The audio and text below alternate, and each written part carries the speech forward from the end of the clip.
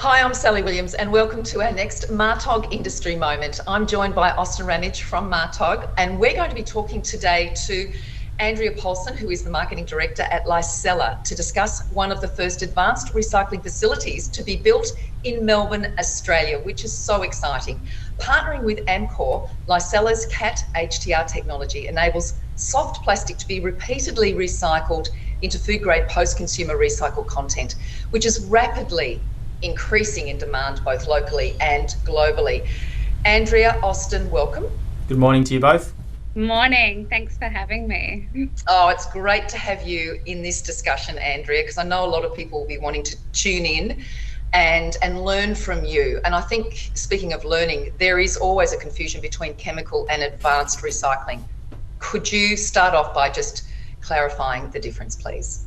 Sure. Well, chemical recycling and advanced recycling is actually the exact same thing, just two different terminologies. So I probably use the terms interchangeably, but I'm referring to the same thing, which is a process, a chemical process, a thermal process, which is used to recycle plastic that's difficult to recycle mechanically.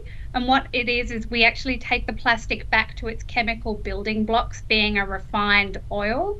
And that's a direct substitute for the fossil oil which goes into the manufacturing of plastic. So that oil that we produce through chemical recycling or advanced recycling is used back into the plastic supply chain to make new plastic.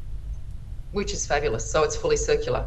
It is, yes. Yeah. And so this is great. What is the actual process that you're using, Andrea? Yep, sure. So there's a few different types of chemical recycling. So the ones that have been around a bit longer, so there's a process called pyrolysis, which it's a thermal process which heats the plastic in the absence of oxygen, and that produces oil.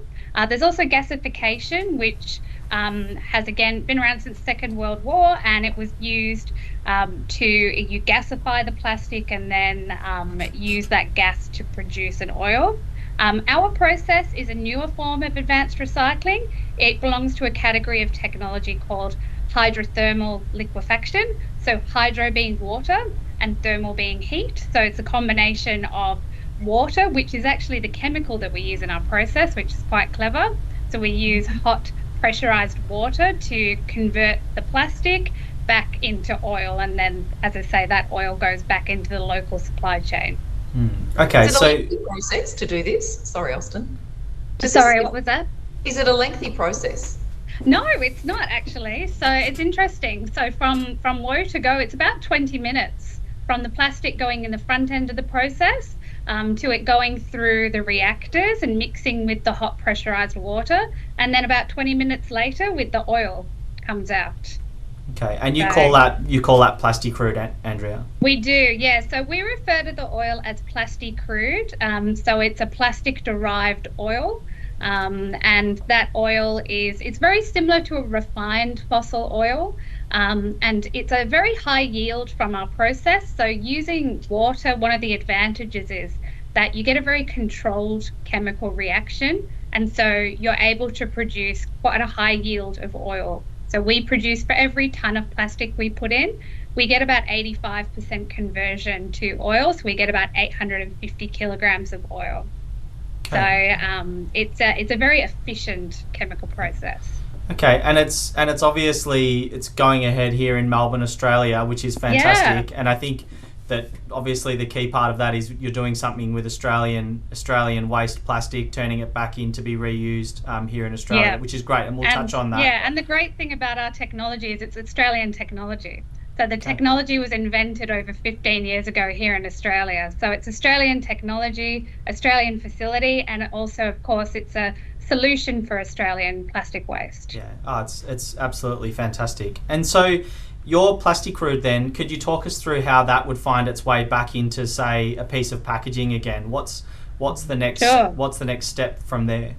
Yeah, well, so what we do is we utilize what we call the ISCC Plus mass balance approach. So it's a certification process where for every ton of plasticrude synthetic oil we produce, that offsets a barrel of conventional fossil crude, which is a finite resource. So we're actually displacing our reliance on fossil oil, which is great.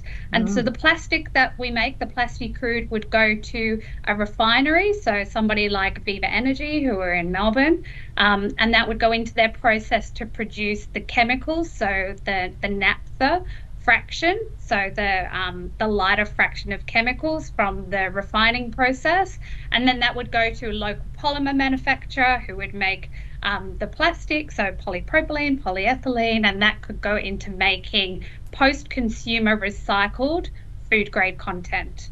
So, and we actually proved that we can do it all here in Australia with the local supply chain.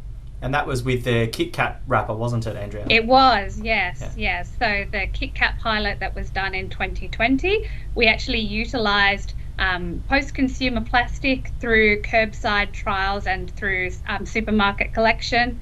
That came to our facility. We have got a commercial demonstration facility in the New South Wales Central Coast. We produced the plastic crude that went down to Viva in refinery in Geelong. And from there, we utilised the existing plastic supply chain. So that went to LyondellBasell, Amcor, and then on to Tagleaf to produce, and then ultimately to Nestle to produce those recycled Kit Kat wrappers. So it was really great because it was the first time that we actually were able to do it here in Australia. So to make post-consumer recycled content, soft plastic, here using Australian waste, Australian technology, and then ultimately the recycled content here in Australia as well. Yeah, which is great. So that's fantastic for Australia. So how's it being received by brands? Yeah, no, really positively. I mean, the demand is certainly there. I think we've always we haven't had the local supply up until now, so brands have been needing to import the soft plastic recycled content, the food grade content. So and we're seeing that, you know, brands that like the big brands like Mondelez and Nestle are switching to using a percentage of recycled content. And obviously there's the commitment through APCO to the 2025 sustainable packaging targets. So in order to meet those targets, the brands will need access to that recycled content in packaging. And if we don't produce it locally, it will be imported because it's currently being imported.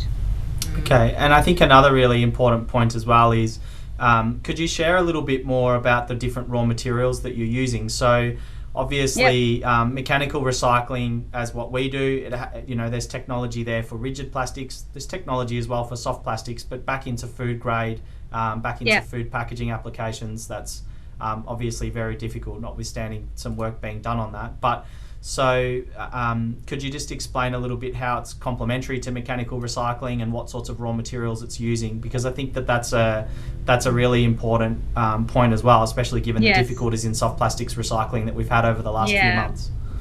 Yeah, no, absolutely. And I think that, you know, like you say, the difficulties that have been highlighted with the collection of soft plastic is that currently we just don't have those high value end markets to underpin the cost of large scale collection and aggregation of plastic. So what chemical recycling or advanced recycling does is it provides a high value end market for that collected soft plastic. As you say, we have very established markets already for mechanical recycling of things like HDPE, poly PP, even PET, and we've seen, you know, the capacity of those recycled PET plants, you know, increase as well over the past few years, and it will happen for soft packaging as well. But up until now, we haven't had a high value end market for it. So, you know, the end markets for that soft plastic have been limited to things like park benches and outdoor furniture, playground material, and so that is obviously a relatively small market, and if one of those manufacturers has an issue where they can't take it, then, you know, we end up in the current situation with red cycles. So what a chemical recycling or advanced recycling does is it's complementary to the mechanical recycling that we already have. So we specifically target plastic which is currently going to landfill. So we're not really interested in plastic bottles and things that are mechanically recycled. What we want is everything else. So that 80% of plastic, which unfortunately currently doesn't have a home, or, the end markets are quite small or limited. So things like mixed packaging is a perfect example. And particularly for packaging, you do within one package can have multiple layers of different types of plastic.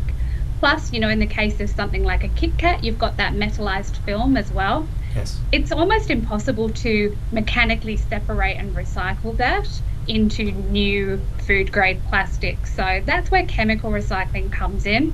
It's a complementary technology, and we will be looking at post-consumer packaging, so material collected through programs like Red Cycle, also through the curbside trials, the bag in a bin trials, which are ongoing around New South Wales and also Victoria at the moment. A lot of Melbourne councils are trialling it, which is great, because we're demonstrating that the difficult thing as well about soft plastic and packaging is because it's so light, it's very challenging to actually separate it at a recycling facility. It gets tangled. It's very hard. It's not like plastic bottles or paper or cardboard or glass. So to put it in a bag, in a bin, is a really great way of keeping it together and being able to collect it. So that is one source that we will be looking at for our feedstock. Other sources will include things like rigids that can't be mechanically recycled because maybe they're degraded by repeated mechanical recycling, or they're just at the point where they're dirty or contaminated. So looking at things like paint pails or things that maybe are just not economically viable to mechanically recycle.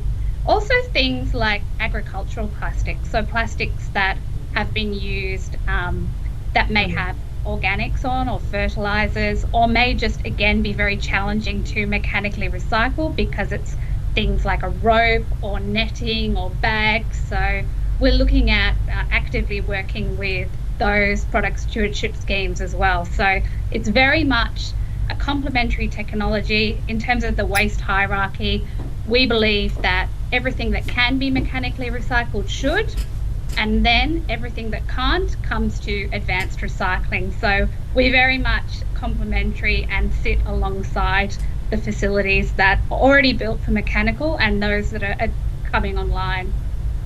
Yeah, so that's brilliant, isn't it? That's just amazing, and thank you for explaining that. Yeah, sorry, it was a bit of a long-winded explanation. No, but you've had me absolutely. with every word, because it's so important to understand, and they do complement each other, and there's a need for both. And push is one thing, but pull through and demand is another, and that's really what we've got to focus on now, don't we? Yeah, absolutely. So Andrea, just before we wrap up, if someone wants to find out more about the process or more about what you're doing, where should they go to? We can include links in the video as well. So yeah, no worries. So though you can go to the Licella website, which is licella.com, which you can find out more about the CAT HDR technology and hydrothermal liquefaction and how it's different to other forms of chemical recycling. We, as a Licella, we're an Australian technology development company with a global footprint.